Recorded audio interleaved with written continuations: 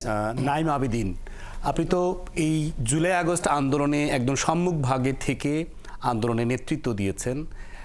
এখন এই যে ছাত্র জনতার যে বিপ্লব সেটি সফল হওয়ার পর অনিবার্য কারণেই কিন্তু দায়িত্ব নিতে হয়েছে নোবেলজয়ী ডক্টর মোহাম্মদ ইউনূসকে, উপদেষ্টা পরিষদ।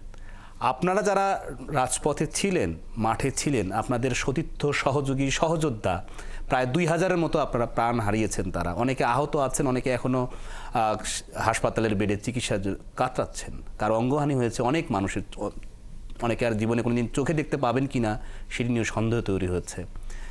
কিন্তু এই আন্দোলনের ফলাফল অর্থাৎ বিপ্লব বেহাত হয়ে যাওয়ার মতো পরিস্থিতি তৈরি হচ্ছে।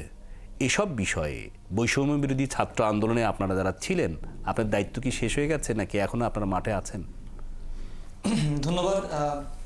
আসলে বৈষম্য বিরোধী ছাত্র আন্দোলন একটি ঐতিহাসিক প্রেক্ষাপট নিয়ে তৈরি হয়েছে। বৈষম্য বিরোধী ছাত্র আন্দোলনের যেই ছাত্র নেতারা যারা সম্মুখ সারিতে ছিল, প্রত্যেকটি ছাত্রের সমান অবদান, কিন্তু যারা সম্মুখ সারিতে আছে তাদের কাছে দায়িত্ব যে তারা নেতৃত্ব দিয়ে এগিয়ে যাবে। আপনি জানেন যে 5ই আগস্টের পর থেকে এই পর্যন্ত সেই ফ্যাসিস্টের পতিত আত্মারা বিভিন্নভাবে চেষ্টা করছে এই যে নতুন বাংলাদেশের স্বপ্ন তরুণ প্রজন্ম বাংলাদেশের মানুষকে দেখিয়েছে। যেই ব্যর্থতা আমাদের পূর্ববর্তী প্রজন্ম যারা আমাদের পিতা, আমাদের দাদা, তারা যেটা করতে পারে নাই, সেটা এই তরুণ প্রজন্মরা তারা সেটা করে দেখিয়েছে। এবং আগামী নেতৃত্বে তরুণ প্রজন্মের নেতৃত্ব কতটা গুরুত্বপূর্ণ সেটা কিন্তু এখন সবাই জানে। তো এই তরুণরা এগিয়ে নিয়ে দেশকে একটা ভালো জায়গায় নিয়ে যাবে, সেটা যাতে না হইতে পারে এবং এই গণ অভ্যুত্থান এবং এই জুলাই বিপ্লবকে নস্যাৎ করার জন্য ওই পতিত আত্মারা এখন পর্যন্ত একটার পর একটা, আপনি দেখেছেন যে জুডিশিয়াল কু, এরপরে আনসার হয়ে ফিরে আসা, এরপরে সনাতনীদের তাদের দাবি যেটা ছিল, প্রথমে তারা আন্দোলনে নেমেছে, তাদের যৌক্তিক দাবিতে তারা আন্দোলনে নেমেছে। প্রত্যেকের অধিকার আছে আন্দোলনে নামার, এবং আমি মনে করি এটাই ছিল আমাদের সফলতা, যে যে যার অধিকারের জন্য রাস্তায় আন্দোলন করতে পারবে। যেই সাহসটা তারা কিন্তু গত 16 বছরে করতে পারে নাই।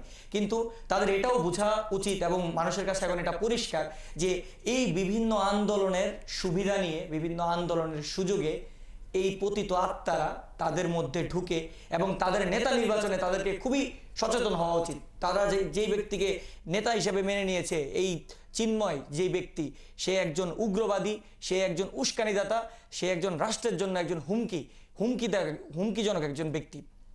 তো এই ধরনের কর্মকাণ্ড যখন হবে তখন আমাদের সরকার চাপে থাকবে।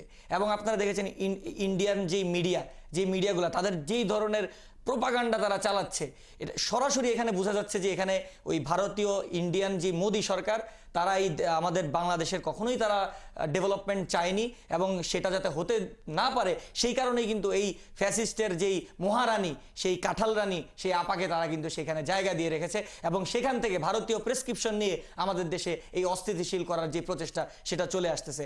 আমাদের দায়িত্ব 5ই আগস্টে যদি শেষ হয়ে যেত তাহলে আজকের এই বাংলাদেশের স্বপ্ন মানুষ দেখতো না।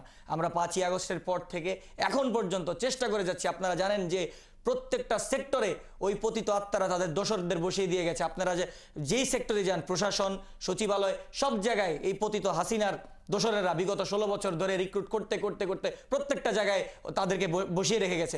তাদের সাথে আমরা ফাইট করতেছি, এখনো ফাইট করছি বাংলাদেশের মানুষের জন্য। কারণ এই 2000 মানুষের মৃত্যু আমরা যদি মাঠ ছেড়ে দেই তাহলে এই 2000 মানুষের কাছে দায়বদ্ধ থাকবো আমরা।